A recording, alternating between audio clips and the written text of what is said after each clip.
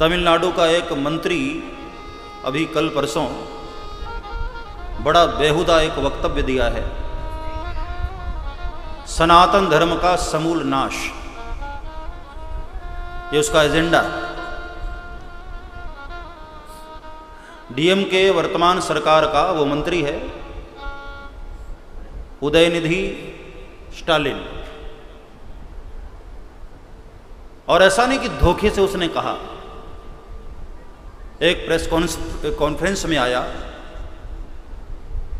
जिसका मूल जो शीर्षक है इरेडिकेशन ऑफ सनातन धर्म, ये उस प्रेस कॉन्फ्रेंस का शीर्षक था। उसमें बाकायदे वो लिखकर लाया था इरेडिकेशन ऑफ सनातन धर्म। इसका हिंदी में जो अनुवाद है वो है सनातन धर्म का समूल नाश। और ये कौन बोला? वर्तमान सरकार तमिलनाडु का एक मंत्री। और आपको मैं याद दिलाऊं, अभी जो मोदी सरकार के विपक्ष में जितनी भी पार्टियां हैं, केरल से लेकर के कश्मीर तक, अपोजिट पार्टियां, इन सब ने मोदी सरकार को पराजित करने के लिए एक गठबंधन बनाया है इंडी अलायंस के नाम से, जिसको इंग्लिश में पढ़ेंगे तो INDIA। ये उसका घटक दल है और उसका ये मंत्री। अभी मुंबई में एक बैठक हुई है इस पार्टी की, ये सारे गठबंधन जितने भी पार्टियां हैं, और इसके ठीक 24 घंटे बाद दक्षिण भारत की ओर से ये वक्तव्य आ रहा है। आप अंदाजा लगा सकते हैं कि मुंबई के उस बैठक में क्या एजेंडा रखा गया होगा। इनके निशाने पर देश का विकास नहीं है, इनके निशाने पर सनातन धर्म का विनाश करना। इसलिए मैं सोशल मीडिया के माध्यम से भी भारत के युवाओं को और भारतीय सभी माताओं, बहनों और भाइयों से प्रार्थना है कि यदि सनातन धर्म के मानने वाले हैं आप सब, तो कृपया भूल करके भी ऐसी गलती न करना कि देश की सत्ता इन मूर्खों के हाथ में आ जाए जो सनातन धर्म का समूल नाश करने की भावना रख रहे हैं। सारी विपक्षी पार्टी एक हो गई है और इन सारी पार्टियों में आप देखो सभी के निशाने पर सनातन धर्म है। चाहे वो सपा हो, चाहे वो आम आदमी पार्टी हो, चाहे कांग्रेस क्यों ना हो। शायद आप लोग भूल गए होंगे, कांग्रेस पार्टी के ही एक नेता ने भगवान राम के अस्तित्व पर उंगली उठाई थी कि राम जी काल्पनिक थे, राम सेतु, ये सब व्यर्थ की बातें।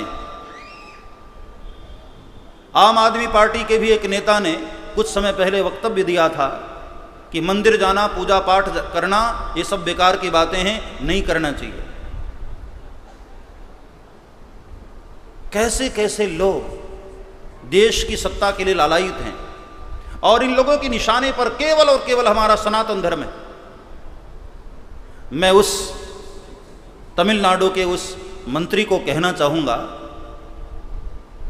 कि जो सनातन धर्म के समूल नाश की कल्पना कर रहा है, एक जमाने में उसी दक्षिण की ओर से रावण ने भी यही कल्पना की थी सनातन धर्म के समूल नाश की। परिणाम क्या हुआ? उसके खानदान में कोई दीपक जलाने वाला भी नहीं बचा, उस रावण का ही समूल नाश हो गया। मैं ऐसे उदयनिधि को कहना चाहूंगा, यदि ऐसी कल्पना लेकर तुम चल रहे हो तो आने वाले समय में, उस वक्त भगवान राम स्वयं आए थे और इस वक्त भगवान राम अयोध्या में मंदिर के रूप में विराजित हैं। मंदिर में साक्षात भगवान राम विराजित होने वाले। आने वाले समय में तुम्हारा भी क्या हश्र होगा, ये भविष्य बताएगा। कंस सनातन धर्म का समूल नाश करने की भावना रखा था, परिणाम क्या हुआ? उसी का सर्वनाश हुआ।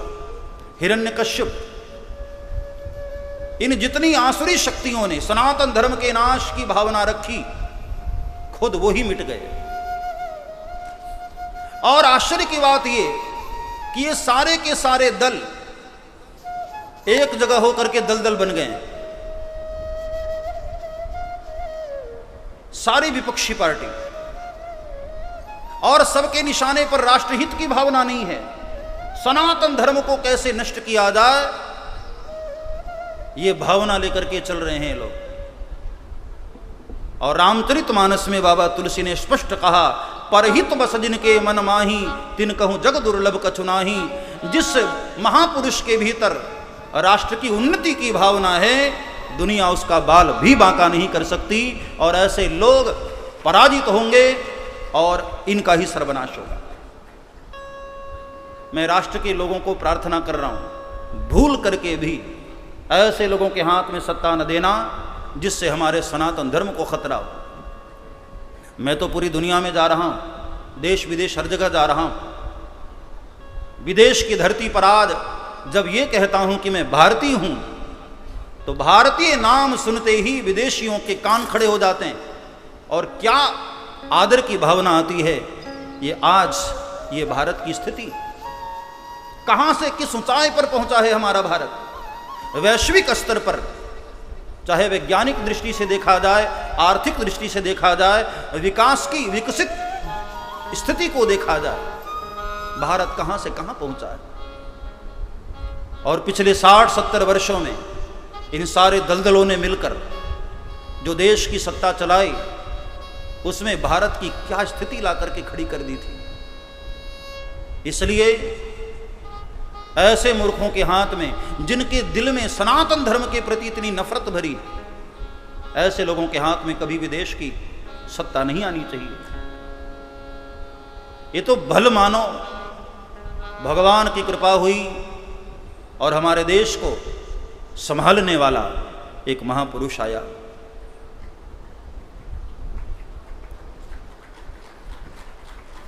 और मुझे आश्चर्य होता है कि ऐसी कड़वी बातें, अभी सपा पार्टी का एक नेता अपने आप को नेवला कहता था और लगता भी नेवले की तरह है, ब्राह्मणों पर, सनातन धर्म पर, हिंदुओं पर ऐसा जहर उगल रहा है। और ये ख्वाब देख रहे हैं कि दिल्ली की गद्दी पर हम बैठेंगे। जिसकी विचारधारा ये है, ऐसे लोगों के हाथ में देश की सत्ता आ गई तो हमारे सनातन धर्म का क्या हस्र करेंगे, उसका हमको अंदाजा भी नहीं। इसलिए मेरे भाई बहन, व्यासपीठ कभी भी राजनीतिक वार्तालाप नहीं करती है, लेकिन जब बात राष्ट्र की आए और हमारे सनातन धर्म की आए, तब बोलना जरूरी हो जाता है। तब मौन रहने का मतलब है इनके अपराध को बढ़ावा देना। मेरा स्वभाव नहीं इस तरह से मैं बोलूं, लेकिन जब सनातन धर्म की बात है तो ऐसे गद्दारों के हाथ में कभी भी देश की बागडोर नहीं आनी चाहिए। उसी दक्षिण से रावण ने विचारधारा लेकर के रावण चला था कि सनातन संस्कृति को नष्ट करूंगा। कितने कितने शास्त्र जला दिया था, कितने कितने यज्ञों को बंद करवा दिया, कितने महात्माओं का कत्ल करवा दिया। और परिणाम क्या हुआ? एक सत्य संग भगवान राम के सामने रावण की सोने की लंका भी तहस नहस हो गई और समूल नाश हो गया रावण का। ऐसे उदयनिधि जैसे न जाने कितने सनातन धर्म के द्रोही अपने मन में ये षड्यंत्र रख करके चल रहे होंगे, लेकिन ये भूल गए आदिगुरु शंकराचार्य भगवान उसी दक्षिण भारत से, जिन्होंने वेदों पर भाष्य किया और जिन्होंने सनातन धर्म की गहराई का दुनिया को दर्शन कराया।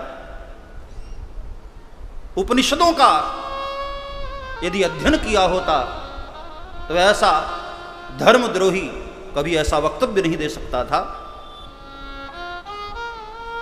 सनातन धर्म को नाश करने की सोच रहे हो, पहले अपने आप को बचा लेना।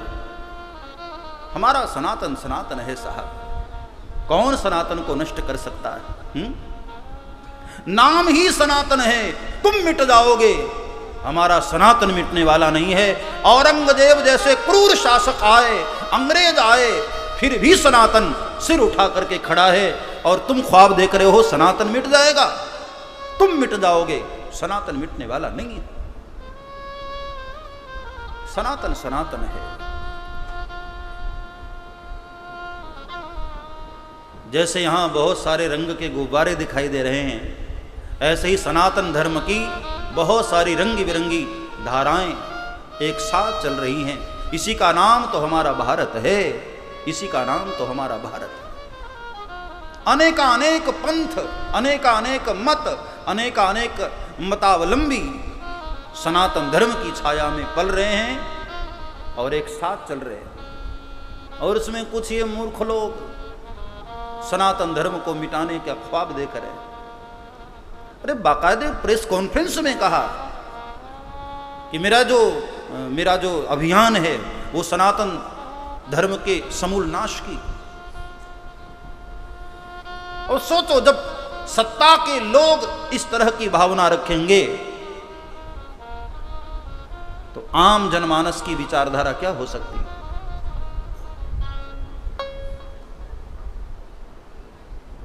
हम किस्मत वाले हैं मेरे भाई बहन कि सनातन धर्म की डूबने की स्थिति में, लड़खड़ाती स्थिति में कोई तो मसीहा आया जो सनातन धर्म को उठाने की बात कर रहा है। और सनातन धर्म को उठाने के साथ साथ देश के कई हिस्सों में मंदिरों का नवनिर्माण करके इस देश के कीर्तिमान को स्थापित कर रहा है। हम किस्मत वाले हैं कि उसके छत्र छाया में हमारा भारत आगे बढ़ रहा है।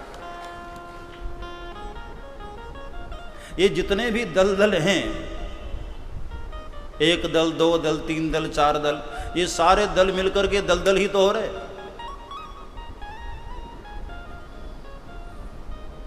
ऐसे देशद्रोहियों से, धर्मद्रोहियों से सावधान रहने की आवश्यकता है।